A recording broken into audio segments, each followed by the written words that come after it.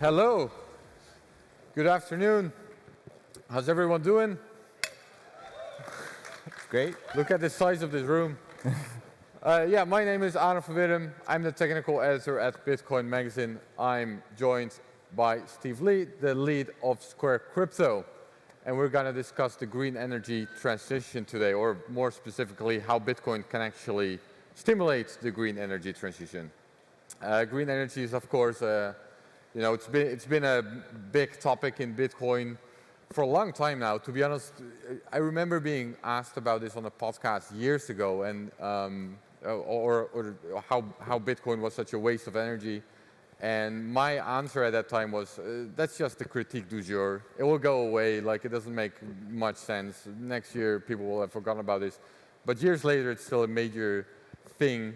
And so, Steve, I think it's time to talk about it. Let's kill this myth. Are you ready? Let's do it. First of all, Steve, lots of new people in the space. Tell us, what is Square Crypto? Tell us a little bit about Square Crypto itself before we get into the energy debate. So, what's Square Crypto? Sure. So I'm Steve, lead of Square Crypto. It's an initiative at Square that was started about 2 years ago. And it's a really unique initiative that's completely focused on the Bitcoin ecosystem. I'm really proud. We now fund over 30 people who work exclusively on open source Bitcoin initiatives. Developers, designers, and even some PMs. Yeah, thank you. And those 30 people, it also represents 17 different countries, so really proud of the global footprint. In fact, we just gave a grant to a developer named Raj in India. I think it's the first developer in India who has received funding for open source Bitcoin development. And also really encouraged to see the past 2 years many other companies in the ecosystem contributing to funding open source Bitcoin development. I think Hong was just on stage. She's from OKCoin, BitMEX, and Kraken, and Gemini, and many companies are now contributing. We need that. We need that in the space. So it's really, really good.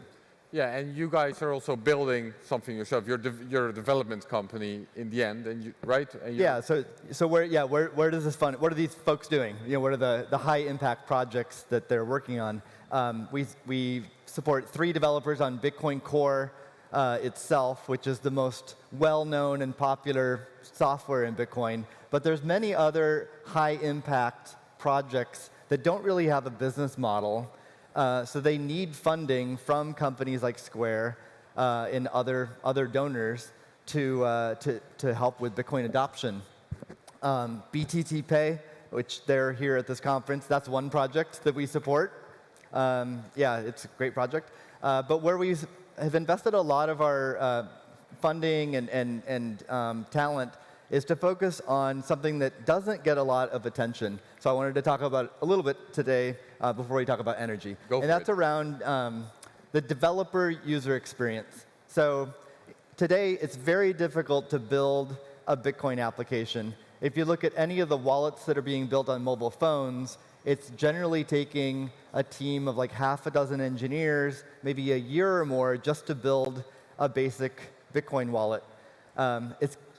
It reminds me of mobile application development 15 years ago, where it took a sizable engineering team a long time just to build an app to test with users to see if it was compelling.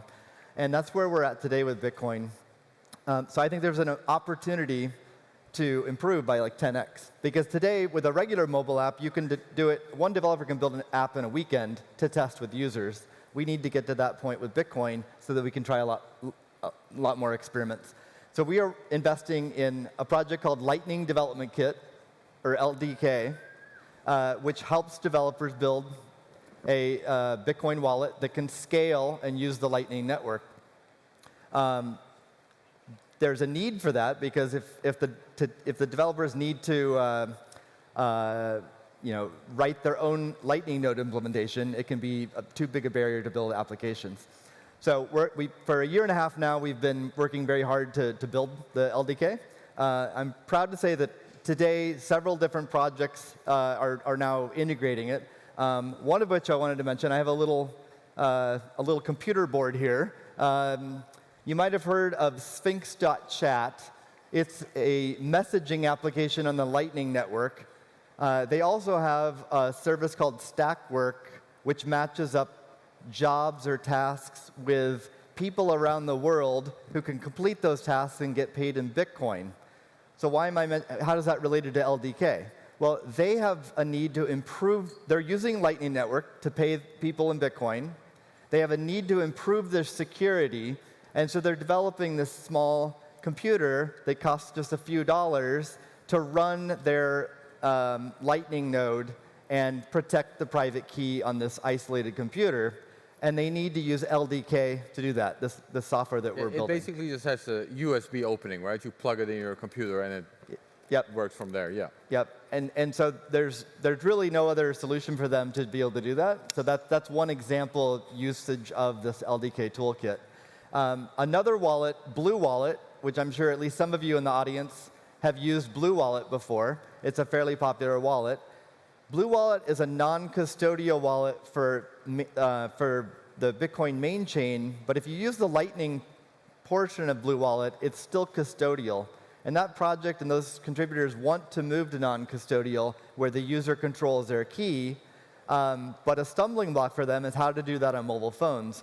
They're using LDK to make that happen as well. So we're really excited about the progress of LDK. Everybody, we have a very urgent announcement. All right, I don't know what's... Yeah. Don't join to the moon! Don't join to the moon! I'm all right.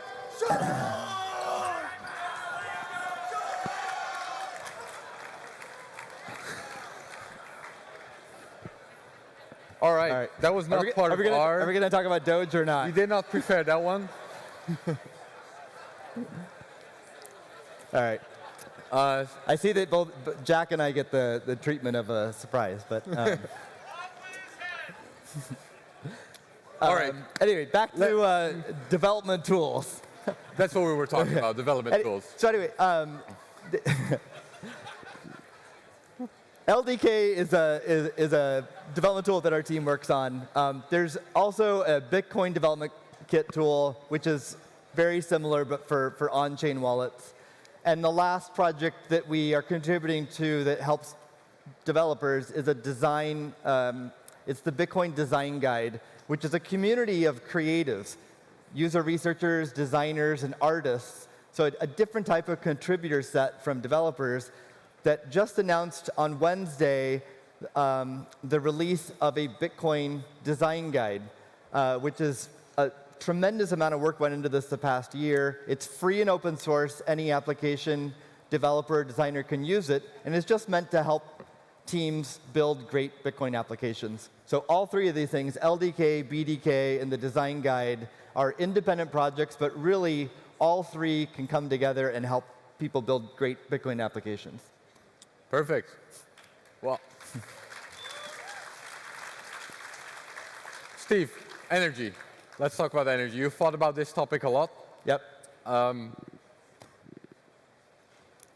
Yeah, what about energy? Yeah, what about it? There's been a few other panels, I think, at the conference on Bitcoin mining and energy. I'd like to talk about it from a little bit different perspective.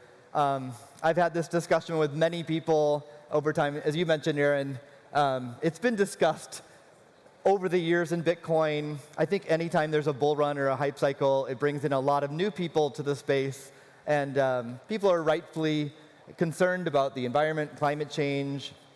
So let's talk about it. So first, I'd like to sort of just address a couple of common misconceptions about it. Yeah, so there's this general myth that a single transaction costs the equivalent of a small country. Well, that's not quite, but something like that. Yeah, so it's often framed as like so much energy per Bitcoin transaction, something like 40 days of a household's worth of energy, which sounds quite scary, and especially as people see that Bitcoin is growing, adoption is occurring, they can imagine a future where maybe there's like 1,000 or 1,000,000 times more transactions. That sounds like it would consume too much energy. But that's just misinformation because the amount of energy consumed by mining is independent from how many transactions occur on Bitcoin. I mentioned Lightning Network previously. That's a way to scale Bitcoin. And if we do thousands of Lightning transactions between us, it only requires one Bitcoin transaction to open that channel. So it's just, Bitcoin does scale energy-wise for transactions.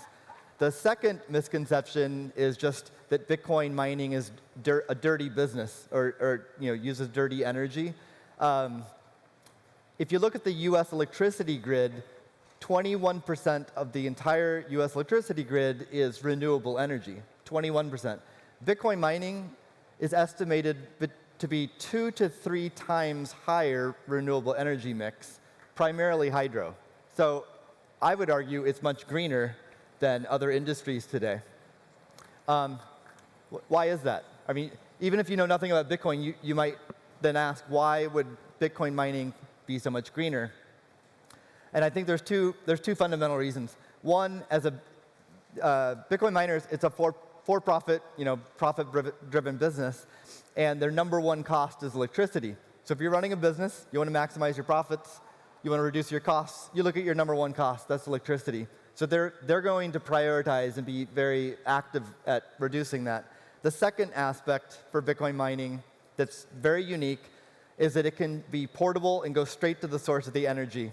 So if you think about your house or maybe a manufacturing plant, you either can't move your house or it's very difficult to move a plant, but Bitcoin mining farms can very easily move, and there's a lot of evidence of this in China, where every wet season, many miners move from the north to the south, where there's hydroelectric power, stranded energy that no one else is using, and is clean energy, is used for mining, and it's because it's cheap. So I think those are the two driving factors for why Bitcoin mining is already relatively green, and why it will likely trend towards 100% renewables faster than the vast majority of other industries. Yeah, I think another point about the cost per transaction or the amount of energy per transaction, that's a very weird way to measure that. You mentioned that, but the other reason is that, so for now, of course, a lot of mining is still funded or paid for through inflation, which, well, we'll get into that in a bit. But I think a good mental model or something that clicked for me is that over time, it will be purely transaction fees in the end. So at that point, clearly people are willing to pay for it. They're willing to pay for the energy for whatever it's worth. So clearly these people value that. And that's true already through inflation. That's just a little bit more indirect, so it's not as obvious. But for me, that sort of clicked. Yeah, of course, if people are willing to pay for it, that's a big part of the critique, I think, is a lot of the critics of Bitcoin's energy usage. It's not really about the energy usage, it's about Bitcoin. Yeah. They just don't see any value in Bitcoin, so whatever energy it requires is a waste from that perspective. Yeah, that's exactly right. I mean, it really does start with, like, is Bitcoin valuable? And there's obviously a lot of people here and a lot of people around the world that think Bitcoin is valuable and could be really transformative and positive for the world. Underlying that is proof of work, which is essential to the benefits of Bitcoin. And that proof of work, the way it works, is it does consume a lot of energy. But as you said, Aaron, we think there's value in that. And ultimately, people are either going to transact with Bitcoin or they're not. If people aren't transacting with Bitcoin, then there's going to be no revenue for miners and there won't be any energy consumption. If Bitcoin really doesn't have any value, then eventually people stop valuing it and Bitcoin will go away and the concern should go away as well. Yeah. Yeah, it's like, I mean, I think watching Jersey Shore is a waste of energy, but I'm not going to say that people shouldn't watch Jersey Shore. That's up to them. If they want to value that, so even if people don't value Bitcoin, clearly people are willing to pay for it, so that should be all right in that perspective. Right. But maybe we'll talk about a more audacious possibility with Bitcoin mining. Yeah, and I want to get into the Bitcoin Clean Energy initiative, that's also a Square Crypto project, so tell us a little. Yeah, it's from Square itself. So again, Square Crypto focuses on open source Bitcoin development, but I'll speak on behalf of Square, the corporation. Square has an ESG effort, like many large corporations, that covers the whole business. But in December of last year, there was an announcement for the clean energy initiative that you just mentioned from Square, which is sort of how to address ESG efforts in the Bitcoin space, because Bitcoin's an emerging market. I tend to agree with that sentiment.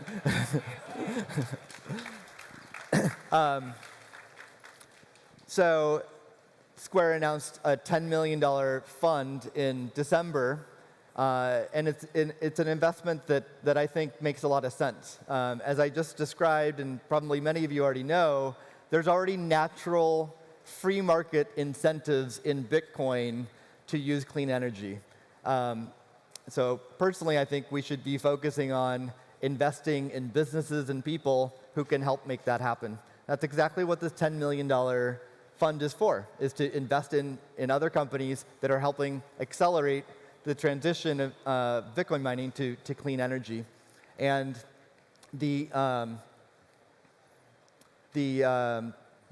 first investment was actually announced about an hour ago, which is a partnership with Blockstream Mining and with Square to put $5 million into solar-powered mining. And I think the most exciting part of that announcement is that there's going to be a public dashboard, a real-time dashboard, looking into the unit economics of that mining. And I think it'll be interesting for all of us to follow along. Yeah, and this has been, or at least the general ideas have been detailed in a white paper that you guys also published. Yeah, let's give a little bit of background as to what that is. So a couple of months ago, Square released a white paper about using abundant energy for Bitcoin mining, and not only making the argument that Bitcoin mining itself will trend towards using renewables, but there's the possibility that Bitcoin mining could be an accelerator for the entire grid to shift to renewables. And the logic behind it... Right, so just to make that clear, we've just discussed how Bitcoin mining is already more green than average. Like, it already shouldn't be a problem. And this white paper argues that Bitcoin mining could actually incentivize more clean energy. It could further that industry. Yeah, so I mentioned earlier, if you look at the US electricity grid, all uses, it's 21% renewables. So how can we increase that number? Possibly one way, if you imagine a renewable energy power plant that's, say, solar or wind, what's one of the biggest problems with that type source of energy? Because the costs have come down, but the problem is they're intermittent sources. The sun's only out so many hours of the day, the wind blows only so many hours of the day, and it often does not match up with the demand from residences and industry. One solution is to use batteries. You can store that energy. Just to make that clear, the reason for that is that the energy that we all use as a society or in a city, that fluctuates a lot. People come home from work and they turn on their television or whatever, and while throughout the day it might be quiet, or throughout the night, especially, I guess. Yeah. So like so I think peak hours are typically like 4 or 5 p.m. to 9 p.m., and that's generally not when you're getting the most power from the sun. Yeah, and if you're using fossil fuels, it's much easier to just turn the switch on and off at the times that it's needed, while clean energy, whether it's solar or wind, that it happens when it happens, and you don't have that level of control. Yeah. And that's sort of the disadvantage of using clean energy in these contexts right now, right? That's right. Right. So, and that's where Bitcoin mining comes in, I think. Yeah. So the question is, there's this mismatch between supply and demand with certain renewable energy sources. How to solve that? Batteries is one way, but the problem with batteries right now is it's not economical. I mean, if it were, then I think the world would be on 100% renewables already. Because renewables is basically already cheaper. The costs have declined substantially the past couple decades, and yeah, like if you eliminate the fact that it's not available 24/7, it actually is cheaper than fossil fuel-based energy.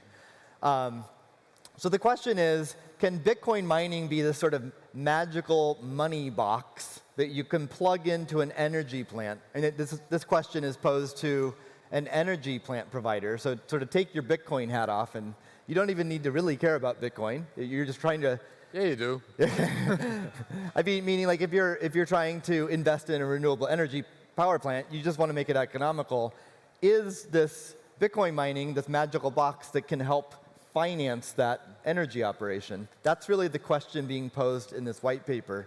And there's, I think, 3 arguments to why this might be yes. The first is that, like with solar energy, there's already gigawatts of solar energy that's already been invested in the United States, ready to provide energy, but it's just waiting in interconnection queues to get onto the grid. So it's all this capital investment that's unable to actually be realized is just sitting there. So if you can imagine the businesses that have invested in that, or the communities that have invested in that, if they could do Bitcoin mining, they could immediately start minting money and making money from that, which would only encourage more investment into renewables. Yeah, so during the peak hours, the energy would, well, it would always go to the highest bidder, I guess, I assume, of course. But during peak hours, the highest bidder is, society, so to say. And then during the lower hours, the downtime hours for society, that's when Bitcoin mining becomes more profitable. Yeah. Am I saying this right? Yeah, I mean, I think the phasing is, the first phase, there is no customer, because it's not even connected to the grid, and yet you have all this power that could be used for something. So initially, it could be all Bitcoin mining. But then once you're connected to the grid, then you can service the local community, and both residences and businesses are much more willing to pay for electricity, whether it's 10 cents or 20 cents a kilowatt hour, much more than a Bitcoin miner could do so competitively. So they would purchase the energy when they need it, but any excess energy could be used for Bitcoin mining. It's the buyer of last resort. The second reason why I think this might be compelling to an energy company is that over time, Bitcoin mining hardware, the ASICs that are produced to do the mining, the efficiency gains year to year have been declining, just like any other semiconductor throughout history. And so back in like 2013 and 14, if you bought a mining equipment, it might only last 6 or 12 months before it was no longer economically viable because a new machine came out to the market. Where today, I think there's something like 2.5 million Bitmain S9s still mining on the network. It represents like 25% of the hash rate. That was released. And it was released 4, 5, 6 years ago. So we already have evidence of a lot of the hash rate is on machines that are 4, 5, 6 years old. I think it's only going to increase 8, 10, 12 years. And that allows a business to amortize the hardware costs over a much longer period of time. So every year, the costs are lower for the hardware, which shifts the costs to electricity, which gives any kind of renewable energy source an advantage and allows it makes it more economically viable to do intermittent mining and not running mining 24 hours a day. Oh yeah, there are basically 2 major costs to mining. One of them is the hardware, one of them is the energy. Yeah. So if the if the hardware price goes down, then it makes a small. I'm going to repeat this one time. Okay, so if a bigger part of the investment is the hardware, then you kind of need to keep it running all the time to be competitive with other miners, right? To get the cost out of the hardware. Yeah. So if the cost of hardware drops, then it's not as big of a problem to shut it down sometimes. If you have Is that a good summary? Yeah, if you have a cost advantage on the electricity, then you can afford to turn it off portions of the day. Yeah. And the more the hardware decreases, the more hours per day you can turn it off. And why are you turning it off? Well, if you're dependent on an energy source that's not 24 hours a day, or it's being used in a system in which the energy will sometimes go towards the community, that's a very important economic unlock. The third reason why this might be viable is cost of capital. And when you finance an operation like this, you're going to get a certain cost of capital or rate of debt. And Loans, basically, yeah. getting a loan. So obviously you want to pay a lower percentage rate, right? And I think an energy power plant is likely to be in a position to get a lower rate on their debt because of the higher certainty of the demand for the energy for the community.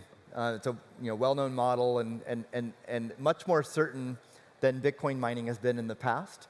And if there is an advantage on cost of capital, that can also make this project more competitive relative to Bitcoin mining that's running 24/7.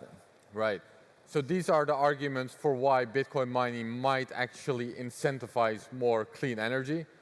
What needs to happen practically? What do we need to do to actually make this happen? Like what the investment you just mentioned? Yeah. Like what could this capital be? One more thing so we wrote a white paper that spoke to that. ARK Invest created a quantitative model with one hypothetical situation in Austin, Texas, that used data from the past to sort of prove out the economics that they could work out. And in that one example, the economics did work out. ARK demonstrated that you could shift an entire grid for Austin, Texas, could shift from a minority of renewable energy to 99% renewable energy and do it at the same profit level. And the key ingredient was adding Bitcoin mining, which allowed them to invest in more solar and more battery storage and do so economically. So, okay, that's great in theory. Maybe some people buy it, others are skeptical. So where do we take this next? I think we need to prove this out in the real world. Are there real world projects that are going to be financed this way? Are there energy companies that are actually going to do this? And I do believe from speaking with folks that there's several solar-powered projects where Bitcoin mining is an off-taker of excess energy are in the works. We're going to see those deployed this year. And the announcement between Square and Blockstream today is a $5 million investment to prove out this model. It's a modest investment, but I think the most notable aspect of the announcement is that we're going to have a public dashboard showing the economics of this. Which, of course, most mining businesses would not want to do because they're a competitive business and they want to keep that information proprietary, which is perfectly fine in their own right. But for this, project, we would actually like to make it transparent, open, so that anyone can look at it, and we'll learn. We'll learn in real time, like what are the economics, and we'll, it might not perfectly work out. We'll learn and see if we can adjust. And to like, be clear, this is in no way something that's obligated for miners, or that you want to, solve on a protocol level. It has nothing to do with that at all. It's permissionless. Avoid any confusion there. I mean, I think it'll only be effective and work. I mean, it'll only be adopted by other miners if the economics work out. If the economics work out, miners will adopt it. And I think an audience of public utilities and energy power plants, I think that audience needs to be looking at this because it could be a major unlock for them to move to more renewable energy sources. And I have no idea what he's saying. Happy to answer the question if we can hear it. Come find Steve after the chat. Yeah, okay, so we've been mostly discussing this on an industrial level so far. Yeah. Do you see something like this work on a more decentralized home level mining? What do you see any? Yeah, let's talk about really speculative, but I think exciting. Yeah, potentially very exciting, or the vision's exciting for Bitcoin. Whether it's economical is TBD. But imagine what we just discussed, but instead of on an industrial scale, on an individual scale. So some of you in the audience might have solar panels on your home.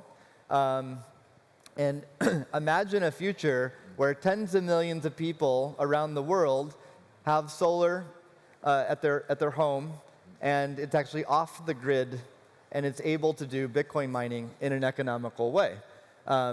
If it's economical, the benefits are tremendous.